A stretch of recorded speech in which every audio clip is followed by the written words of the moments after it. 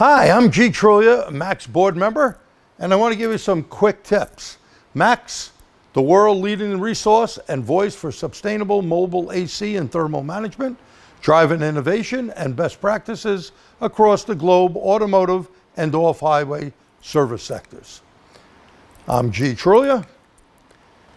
So quick tips. Did you know UV dye detection, use of a UV light, with or without dye enhancing glasses, you must allow time to circulate? And now you may be saying, well, how long do you let the dye circulate before reaching the system? Run the test for at least 1 hour, okay? However, it may take longer to display the leak.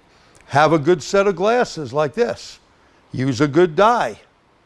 And don't forget, have a light that has multi-spectrum ability. If it doesn't have multi-spectrum ability, you may not see it.